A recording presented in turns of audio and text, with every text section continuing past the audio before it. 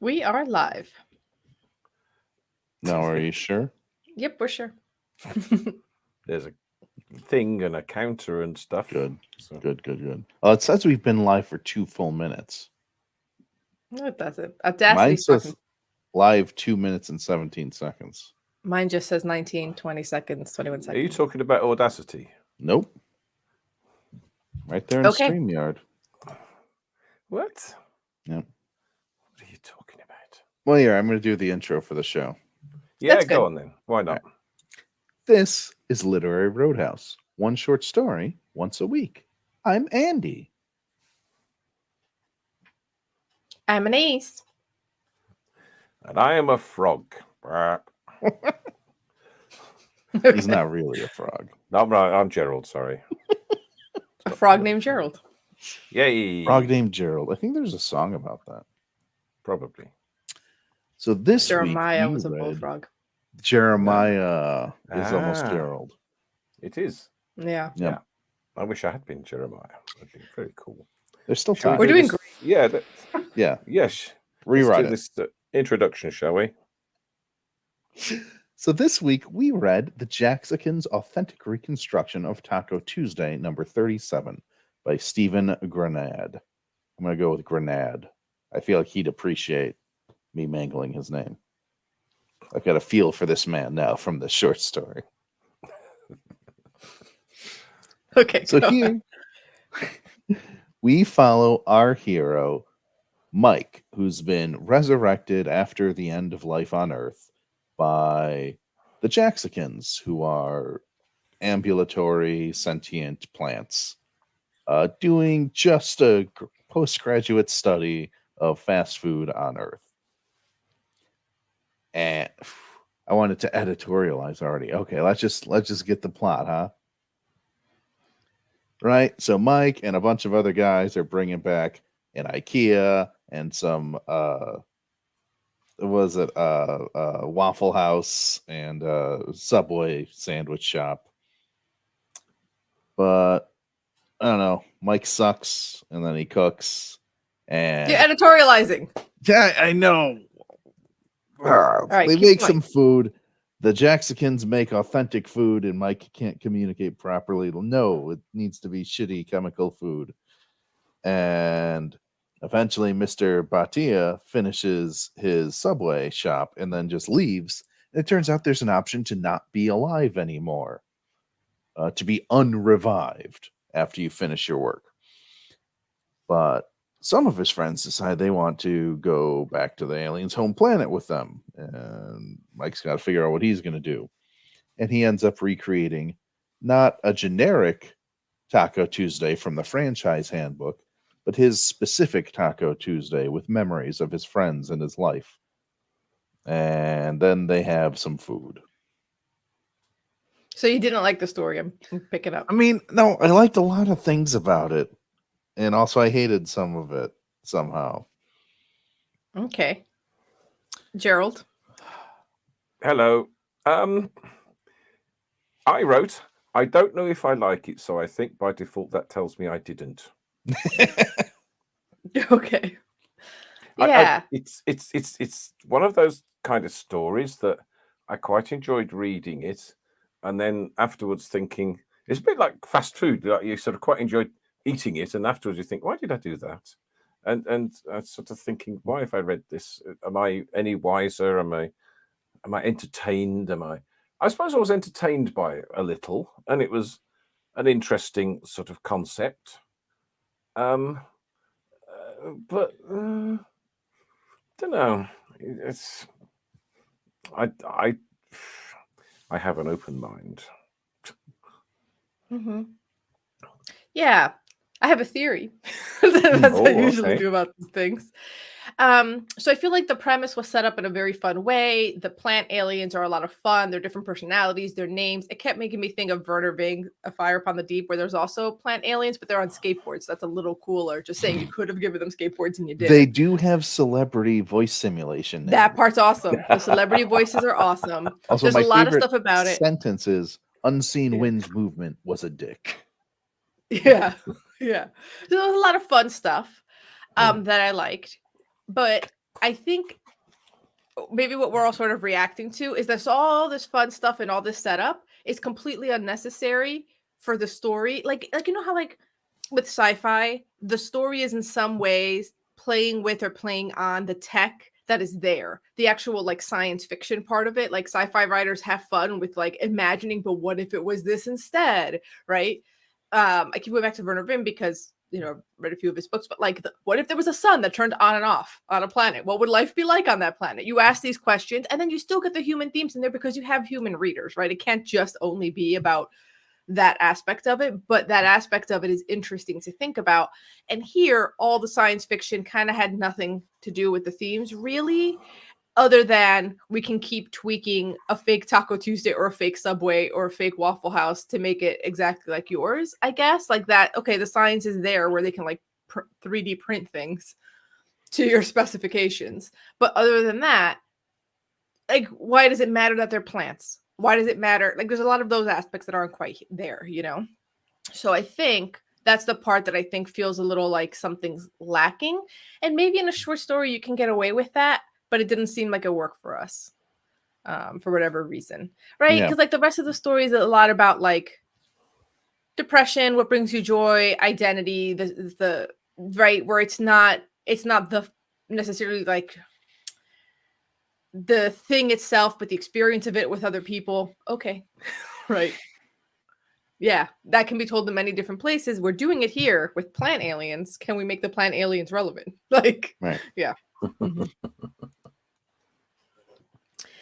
But it seemed to be. I mean, you're saying talking about the sci-fi and whatnot, and maybe that's the thing about some sci-fi, that there is so much effort put into the world building and the tech and the how things work, that actually there's sort of very little room or time left to write a reasonable story. It's sort of it's kind of entertaining, and it made me smile in a couple of places.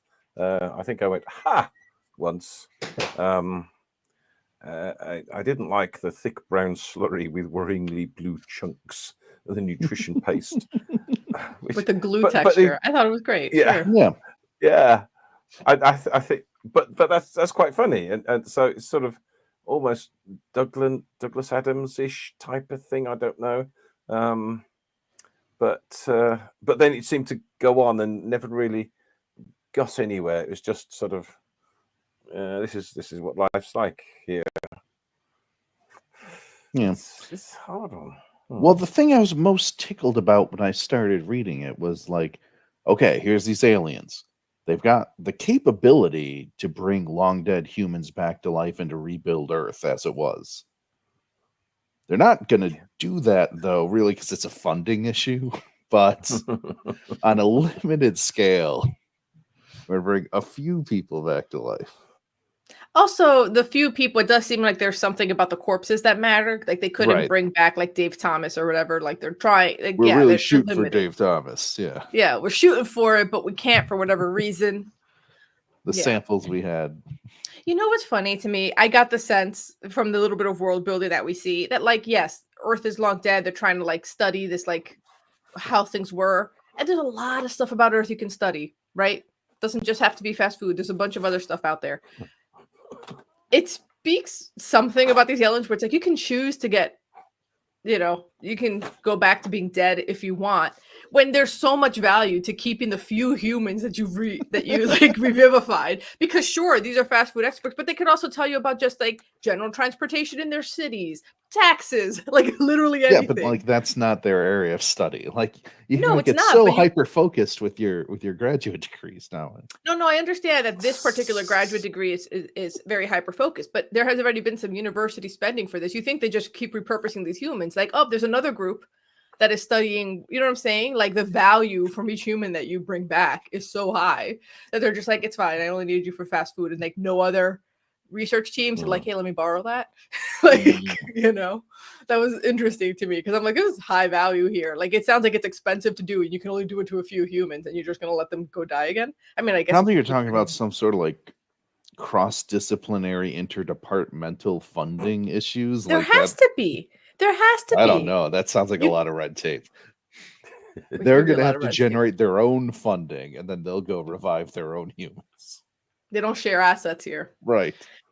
But also could just be like their values, I guess, as a people, where it's like, well, we can only do this for so long before we feel morally bad. We can only torture the lab rats for so long. But then Sydney is like, yeah, let's go check out their world. That's an option. Like, how much freedom are you going to have? And also, what are you going to do? I was like, the Right. only There's not human going to just be an chilling. IKEA there. There's no IKEA. Yeah. I guess you can go just talk to my idea. Just go talk to different people about who are interested in humans. at Right. She could do different the talk show universities. circuit. Hmm? She could do the talk show circuit. Yeah, she could do it for a little bit, but like most of the aliens do not care about Earth and humans. These are graduate students. They're weird. Like they're not reflective of the general population. Good point. Good point. They have a very niche interest. I'm sure most people at the dinner table are not talking about humans or even know they exist. And by people I mean plants. Right. Mhm. Yeah.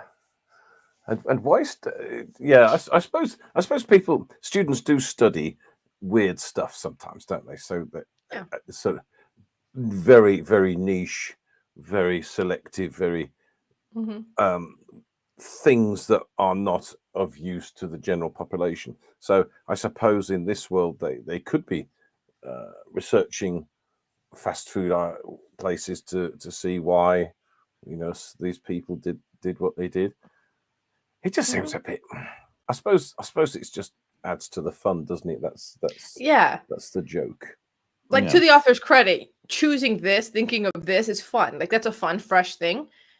And you get that right at the start. And I just wish it was more involved in the actual story and theme throughout, right? It's like you set the stage and the stage doesn't change throughout the story in any way. Normally, sci-fi, you start bringing all that stuff in, right? You set up all these pieces and you're just like, remember that weird thing I told you about these plant people? Well, guess what? Right? Like that's normally how sci-fi works. And it didn't really happen here. And I think that's the part where like it feels just a bit like, wait, hold on. Like, yeah, going back to your thing where maybe it doesn't feel quite as filling and taste a bit like fast food in that sense. Yeah. It's a Right, really fun um, setup. It's a fun world. It's a super fun setup, and then it's also a story about depression and identity and what you really want, and sharing that with other people. Mhm. But the two things don't necessarily interact. Right. And like I said, in sci-fi, you can have a story that's about depression and identity and what you really want, but you got to get these two things to interact. Like that's sci-fi. Yeah. It's also quite true. They didn't really deal with the idea that you brought these people back and they're obviously aware. They're aware they've been brought back. They're aware of who they were and what they used to do and all this sort of stuff. So they are, if you like, just taken from back then and brought here. But there's no sort of discussion, I don't think, of what next for them, that they're just going to disappear, i.e., make dead again. And there was, I suppose, there was a little bit about going back to the planet and doing something, but in all likelihood, they're just going to throw them away after they've used them. Sydney seems to think no. Sydney seems to think that she can just go live with them, which is again interesting. I have a lot of follow-up questions. Like, yeah. Yes. Yeah. But that If might they be like all have Samuel L. Jackson speech boxes on their home no, there's planet. Kristen Shaw and there's Well, yeah, I know, but not celebrity speech boxes. I Kristen see Shaw what was you're a great- saying. Yeah, no, they probably was a don't. great They probably don't need it because they don't need to Right, just communicate with this team. humans. Why else? Yeah, would just they? this team needs to do that. She's thinking how to speak plant. He was starting to understand what the different plant rustles mean. Yeah. It's gonna take a while to get the nuance. Right. Yeah. And how do the plant aliens feel like? What do they feel about them eating lettuce? That's a plant that's grown in the garden, but I suppose I they don't think don't. that matters. The It's same a way I completely feel different about you species. eating mammals. Yeah. Yeah, Mhm. true. Good point. And also, Yeah. they don't grow them in the ground. They just program them in on a computer, and the computer makes them. Mm-hmm. So there's that. Yeah. Yeah. He did make a very good guacamole. It just wasn't It's not a authentic Taco Tuesday. Yeah, it's not a Taco Tuesday, you know. It's gonna I go like off that the too plant quick. aliens can generate their own psychoactive drugs. Yeah, that was cool. Well, they can do anything. But you know, hold on. The fact that they can make psychoactive drugs that are like native to Earth, like really good weed that humans can ingest and feel the Right. effects from, means that some research team somewhere already did tons of good research on like human drugs, right? Like Right. it's interesting. Like they're Human borrowing from that, or else metabolism. how would they know? Yeah, there's a lot of good stuff going on here. Maybe this is part of a process. Maybe like the psychoactive drugs. Maybe they've got little research teams finding ways in which they can keep humans healthy and happy, and maybe they think they'll keep them happy by making Taco Tuesdays, just like it used to be, and that would make them happy to then, so that then can be a bigger purpose later on, perhaps. Yeah. You know how like different parts of history stand out in our minds more than others, or like especially in like different parts of the world have different sort of like shared historical knowledge, and there's a bunch of gaps, right? So like there was that meme going around, like ask your boyfriend or your husband how often they think about the Roman Empire, like that was one of them. It'd be kind of funny if for these aliens, for whatever reason, humans and Earth stands out more in their like imagination than some other aliens on some other planet. Because there's like tons of other stuff they could be studying, right? But Right. They then for just whatever do not give reason, a shit about the lizard people from Alpha Centauri. and there's someone studying it, but they're definitely underfunded. But the Right. Roman department / the human department, tons of funding, very popular. It could be funny. Not supported in the text, but that's the thing. The world building at the top is fun because you go in all these areas, right? Like we just said, how do they even know how to do the drugs? And because of the world building, we all just kind of nod along with like, yeah, there was probably some other research department who figured it out. It's fine, right? Like we're filling in those. We know how blanks. academia works. Like Yeah, by the time they're studying fast food, this is like 2-3 Yeah. generations of human studies where they're like really reaching for areas to specialize in. Yeah. And I guess what I'm saying is, right, like good sci-fi does that, where it feels alien, but it has to tack back to what you know enough that you can start to fill in the blanks around the world and have it be cohesive, right? It has to be familiar enough that the reader can just like, oh, sure, I can picture this and it makes sense, because obviously you're not writing every little thing. So you need to have that reference point while still making it alien. So I like all the setup. Like this is an interesting world. It'd be funny to have a sci-fi story that's just focused on academia. Like imagine if you never bother with the rest of the world. You're just hopping around different academic departments. But you at some point do need to make the sci-fi a little bit more relevant to whatever point you're making about academia. Yeah. Yeah. And although it's different in the way that we're the same species, if we could bring like a Roman centurion back to life now and say, what was it like back when you were a centurion and stuff? I suppose that would be kind of interesting. Yeah. Maybe. And we have to make our voices sound like they're celebrities, and it'd be great. Yes. Celebrities. Get voice actors to start like perfecting however they spoke back then. It's surprisingly high pitched. Like that'd be funny. Anyway. Well, now we've got AI, and you can train an AI speech, text to speech, to talk like we do. So that's.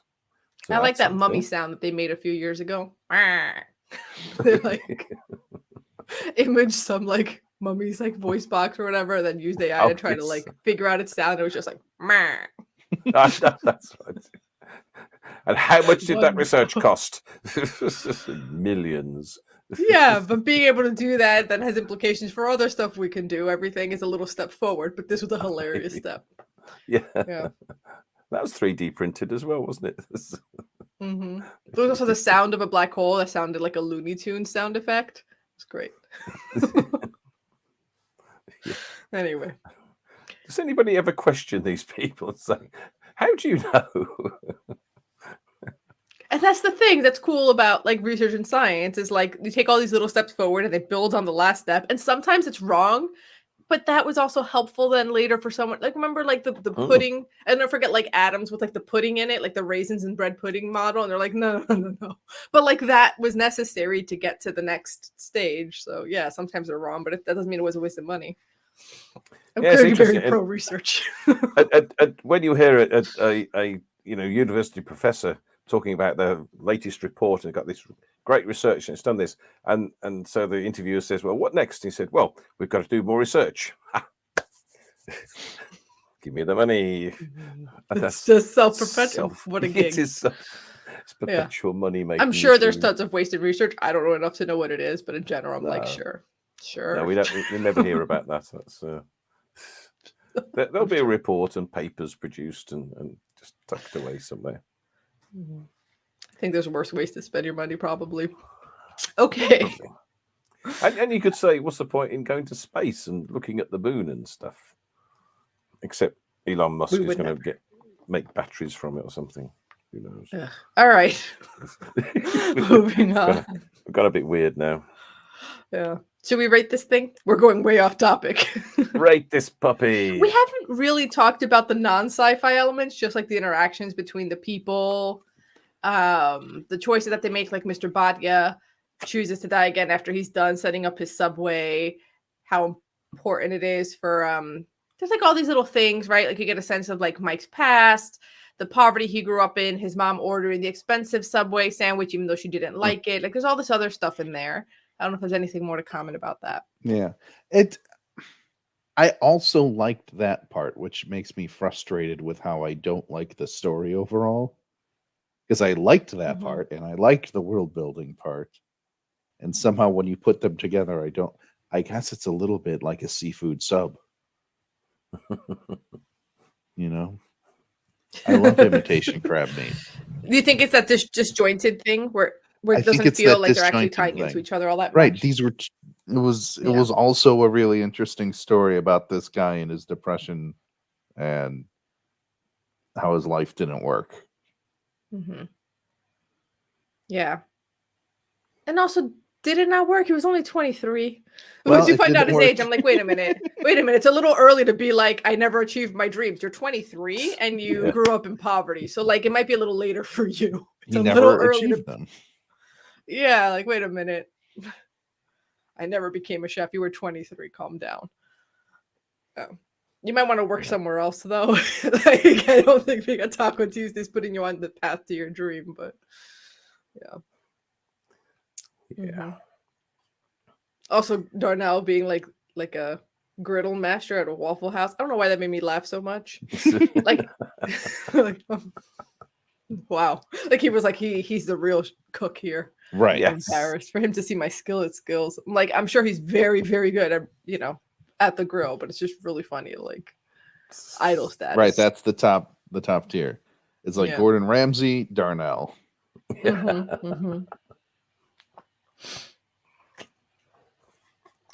Yeah. Anything else to say about that? No, it's.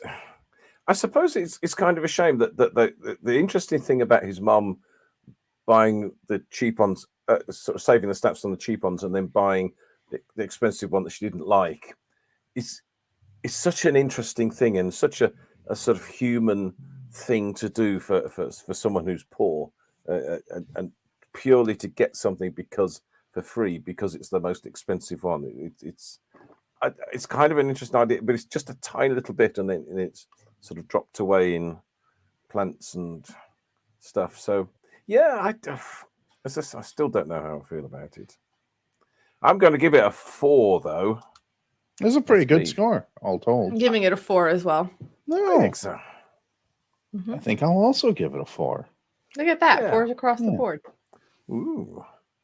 We rate on 1 to 6. As we said before, it's kind of 1 to 5, but the 6 is an extra woo when we're really popping. Extra woo. Extra woo. That's something you get on a sandwich, isn't it? Well, honestly, then, some extra woo. We all rated it kind of high for us coming in so negatively at the start. So I just wanted to reflect on that for a moment. Yeah, because I think we really enjoy the parts that are there. Like, I like everything that I learned about Mike's life, the situation that he was in. I liked all of that, and I liked all the sci-fi world building setup. It's really interesting. It's really funny. And then it didn't quite come together. But like, is it wasn't disappointing that it could have been a 5 or a 6? It's like, Yeah, oh, this story was almost so spectacular, close. and Yeah. I'm upset about that. Yeah, yeah. It seemed like the whole thing was about the sort of how ludicrous the situation is, and you know, it's just the yes, the whole story is the world. I think, as you said before, Anise, and the story didn't really go anywhere. Didn't really do anything. So it was about the world instead of using the world as a vehicle to propel the story. Yeah. I'm trying to also remember right, like the ending where it's like they're eating together at the Taco Tuesday. I do like when Forefront is like, observe their rituals of conversation. I thought that was great. But all the plant stuff is great. They're very funny, wonderful plants. But and then it ends on the note of it all came out perfect, right? I think the note that it's hitting, it's about what's bringing him happiness, what's bringing him joy and a sense of belonging, and it doesn't actually have anything to do with the plants. I think that's the thing. It ends on a note where it's like none of the sci-fi mattered to the note that we're ending on. Right. Yeah. Hmm. But it's a cool world. I think it'd be really funny if somebody did like a comedy side saying this to the author, and if he stumbles across this because he Googles himself. If you were to write like a funny sci-fi where it's all about academia with these plants, I think it would kill. Like, but you gotta do something with the plants. But yeah, I think it'd be funny. Yeah, yeah. You feel that the plants could have a sort of bigger role in the story. They're just there to. There's a little bit of There's Yeah, they bicker amongst themselves. Yeah. Yeah. But it's all academia stuff. So it's like commentary on academia, right? Like the research director guy comes in and he's not, I don't know if they're all 9 feet tall, but he definitely is. I like the crowning. It's just wonderful. Right. He even has the most majestic name. Yeah, They, they're I great guess. names, aren't they? Yeah. Yeah, the plants are all days, which makes sense because plants typically, not always, are both. Yeah. But very cool. Yeah. Okay. Yeah. It's a shame. It's yeah, it could have been better. But it was good. still Yeah. it's still good, yeah. Mhm. Yeah, I have no regrets reading it at all. Like that's No. this is not a negative experience. No. Yeah. Yeah. I've changed my Okay. mind. Okay. So next week, we are reading The Gilded Sixpence by Zora Neale Hurston. But before you go, share your favorite fast food orders in our Facebook discussion group, The Literary Roadhouse Readers. And do you want to leave a record of human literary podcast for plant aliens to study in the future? Keep this podcast going by leaving a review of Literary Roadhouse wherever you get your podcasts, and support us on Patreon at patreon.com/Literary Roadhouse. Every bit helps. And as always, share this podcast with the earnest Subway franchise owner in your life. Until next time, read a good story. Very good.